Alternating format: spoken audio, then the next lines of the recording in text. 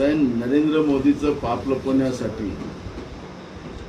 भाजप काही आपले या पद्धतीचे माणसं भुकायला लावते आणि ते भुकत राहतात. त्याचं फार गांभीर्याने घेऊ नका. आता 60 कोटीचा आकडा कुठून आणला त्यांनी? नरेंद्र मोदी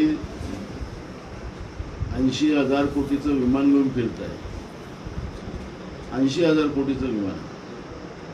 एवढं मोठं विमान काय करत होती, त्याला ह्याची काय गरज होती? देशावर कर्ज आहे, किती पटीने कर्ज केलं ते आपल्याला सगळ्यांना माहिती आहे. म्हणजे काँग्रेस 2014 पर्यंत देशावर 45,000 कोटीचं कर्ज होतं. आता यांनी 10 पटीनं वाढवून टाकलं मोदींनी. ते काय केलं? विमान घेतले, मिनिटाला कपडे बदलवायची व्यवस्था केल्या, चष्मा आपला 10 लाखाचा घ्यायला सांगितलं, पेन 5 लाखाचा घ्यायला सांगितलं.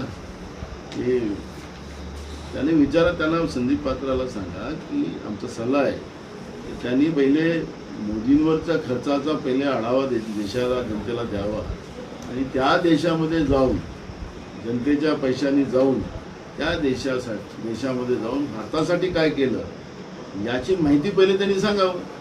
त्या आपल्या मित्राला कॉन्ट्रॅक्ट भेटून दिला, त्या देशासाठी काही करार केले की त्याचा उपयोग आम्हाला झाला. तर म्हणून संदीप पात्राला आमचा सल्ला असा आहे की तुम्ही याच्या हवेत वार करू नका. जी वस्तुस्थिती आहे ती मांडा आणि आता काही दिवस थांबा. लोकांमध्ये उद्रेक सुरू झालेला आहे.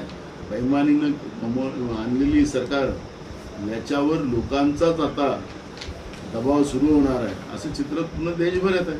आम्ही प्रगल्भच आहोत. आम्ही काही सुरक्षेसाठी गाड्या आमदार म्हणून आम्ही घेऊन फिरतोय असं तर नाहीच आहे.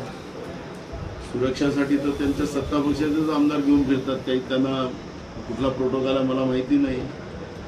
जेट प्लस आहे की नाही आहे त्यांना मला माहीत नाही. वाय प्लस आहे की तेही माहीत नाही. सत्ता पक्षातली लोकांना तर जेट प्लस आहे, काही लोकांना. यांना काय कोणाची धमकी आहे, कोण त्यांना कोणापासून भीती आहे, त्यांना कशाला जेट प्लस दिली गेलेली आहे, त्यांना वाय प्लस कशासाठी दिलेली आहे, वाय प्लसची गरज काय. हे सगळे जे मुद्दे आहेत त्यांनी सांगावं ना. आणि ही रील तर बनवता येईल एका दिवसासाठी, त्याला काही मोठं गोष्ट नाही. आज रील बनली, आता रील फिरत आहे आणि त्याच्यावरचे कॉमेंट तर बघा. थोडंसं लोकांनी काय कॉमेंट केलेलं आहे ते थोडंसं बघितलं तर लोकांच्या मनात नेमकं या सरकारच्या बद्दल काय आहे ते आपल्याला पाहायला मिळणार आहे. नरेंद्र मोदींनी जेव्हा आवाहन केलं संध्याकाळच्या 8 वाजता हैदराबादमध्ये, त्याच्यानंतर काय कॉमेंट आले ते थोडं लोकांचे बघा, सर्वसामान्यांचे कॉमेंट बघा. तुमच्याच चॅनलवर येतं, त्याला लोक तुम्ही बातम्या चालू असते की लाईव्ह चालू राहतं, एका बाजूला कॉमेंट चालू राहतं. लोकांचा प्रचंड राग नरेंद्र मोदीच्या कार्यकाळामध्ये जनतेला जे सातत्यानं लाईनमध्ये उभं ठेवण्याचं काम लोकांना केलेलं आहे लोकांनी. आणि त्यांना सांगितलं की हे देशभक्ती आहे, लाईनमध्ये उभं राहणं देशभक्ती आहे. हे जे देशभक्ती आहे त्यांची देशभक्ती आहे. आता ते 35 वर्ष, कधी म्हणतात 40 वर्ष मी भीक मागून जगलो. आता जे भीक मागून जगलं त्यांच्यावर काय विचार असेल ते तुम्ही बघा. आता बाकी सगळ्यांनीच भीक मागावं असंही म्हणणं आहे का काय तेच कळत नाही. त्यामुळे मला या सगळ्या प्रश्नावर जाण्यापेक्षा जे काही आत्ता प्रश्न आमच्या समोर आहे, मी काय आपल्याजवळचं काही बोललं नाही. ते प्रधानमंत्री बोलतात किंवा भाजपवाले वागतात त्यावर मी बोलले, मी माझ्याजवळचं काहीच बोललो नाही. त्यामुळे जी काही परिस्थिती आज देशाची झालेली आहे, देशातल्या शेतकऱ्यांची झालेली आहे, बेरोजगारांची झालेली आहे, हातावर कमवणाऱ्या खाणाऱ्या गरीब माणसाची झालेली आहे, जातीमध्ये आणि धर्माधर्मामध्ये वाद निर्माण करून पूर्ण या व्यवस्थेचं तहसनस केलेलं आहे. आता शेड्यूल कास्टमध्ये उपवर्गीकरण सुरू करून आता ते एक नवीन वाद सुरू केलेला आहे. तर तुम्हाला किती आता म्हणजे वादच वाद आहे. लोकांनी शांततेनं जगलं पाहिजे. सरकारची जबाबदारी आहे लोकांना सुरक्षा देणं, त्यांना व्यवस्था ठेवणं. तसं सरकारचं कामच नाही.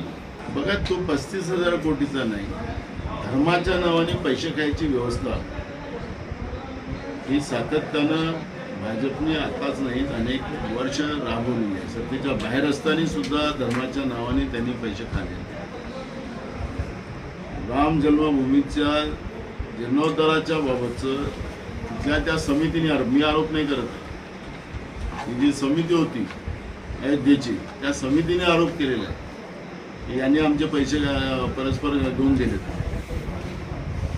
त्यांचे अनेक आपल्याला सोशल मीडियावरती रील पाहायला मिळतात. आणि म्हणून तुम्हाला सांगतो की धर्माच्या नावाने पैसे खायची मानसिकता यांची आजची नाही. आता सत्तेत आले तरी खातात आहे. आणि म्हणून नाशिकमध्ये जर कुंभमेळा होत आहे त्याच्यावर जे 35,000 खर्च होणार आहे, 35,000 कोटी रुपये खर्च होणार आहे, ते पूर्ण त्याच्यावरच खर्च होणार आहे की यांच्या घरात जाणार आहे ते आत्ता आपल्याला सांगता येणार नाही. आणि जेव्हा या सगळ्या गोष्टीची माहिती, कारण की आम्ही तिथं पण आमचे काही लोकांची टीम लावून ठेवलेली आहे, त्याच्यामध्ये आम्हाला काही गोष्टी आम्हाला त्या ठिकाणी आता माहिती येत आहे. विधानसभेत आम्ही त्या गोष्टी मांडतो. अशोक खरात प्रकरणात, या भोंदूबाबाच्या प्रकरणामध्ये विधानसभेतही बोललेलो होतो की चाकणकर ही महिला आहे, दोषी असेल तर कारवाई काय, त्याला मला त्याच्यातला कुठलाही भाग नाही, जे काही पोलिसांच्या चौकशीमध्ये येते. पण या सरकारमधले अनेक लोक याच्यामध्ये अडलेले, अनेक IAS अधिकारी याच्यामध्ये आहेत. मग या सगळ्या याच्यामध्ये चाकणकरलाच वारंवार त्या ठिकाणी पुढे आणून आम्ही सगळी कारवाई करतो, हे दिखावा करायचं का आम्ही सरकार करताय का? चाकणकरची बाजू आम्हाला घ्यायचं नाहीये. कुठं गुवाहाटीत गेल्या होत्या का कुठं गेल्या होत्या, जे असेल ते. पण याच्यामध्ये वरिष्ठ अधिकारी आहे, त्याच्यात मंत्रिमंडळातले मंत्री सुद्धा सहभागी आहे. त्यांच्या मताची वाच्यता का होत नाही हा प्रश्न आमच्या समोर आहे. आणि म्हणून हा प्रश्न आम्ही सातत्यानं विचारतो.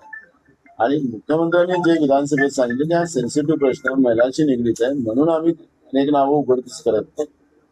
आणि माझा मुद्दा त्याच्यातला स्पष्ट आहे की सरकारने ज्या मंत्रिमंडळातले मंत्री, IAS IPS वरिष्ठ अधिकारी याच्यामध्ये जे समाविष्ट आहे त्यांना सुद्धा, त्यांच्या सुद्धा मुसक्या बांधल्या पाहिजेत, ही भूमिका आहे.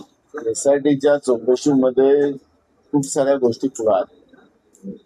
मुख्यमंत्री फार हुशार आहे आपल्या राज्यात, प्रकरणाला कसं फिरवायचं त्याच्यातली त्यांची एक्सपर्ट आहे. आणि म्हणून याच्यातली त्यांनी काय केलं की ज्या महिला याच्यात, ज्या महिलांचं शोषण झालं त्यांच्यासाठी त्यांचं नाव उघडकीस घेऊन न देता त्यांचं बयान घ्यायचे आणि त्यातपर्यंत हे प्रकरण ठेवायचं आणि त्या माध्यमातून खरताकडून सगळी ती माहिती गोळा करण्याचं काम या ठिकाणी सुरू झालं. म्हणजे जसं एफसीन फाईल तयार झाली होती तशी खरात फाईल सुद्धा मुख्यमंत्र्यांनी तयार केलेली आहे, म्हणून त्याला हुशार असं शब्द मी वापरतो. मूळ प्रश्न असा आहे की या प्रकरणामध्ये जे लोक निगडीत आहेत, एफसीन फाईल मध्ये जसं जे जे निगडीत होते त्याप्रमाणे त्याची नोंद झालेली आहे. पण याच्यामध्ये जे मंत्री आहेत, एक मंत्र्याचं नाव त्यांनी घेतलं असेल, मंत्र्याचा फोटो घेतो याची पूर्ण माहिती आहे. त्याचे सगळे सरकारजवळ असेल तर आमची टीम त्या ठिकाणी काम करते, आमच्यावर पण माहिती आहे. पण मूळ प्रश्न आहे की मी म्हणून मनोभाशी प्रश्न विचारला, तुम्हाला मुद्दाम प्रश्न उपस्थित केला, या निमित्ताने सरकारला प्रश्न विचारला की जे वरिष्ठ अधिकारी, IAS IPS वरिष्ठ अधिकारी आणि मंत्री याच्यामध्ये सहभागी आहेत, त्याला असं चाकणकरांना याच्यामध्ये फास आवडला जातो, असं यांना का आवडला जात नाही, तेवढंच आमचं म्हणणं.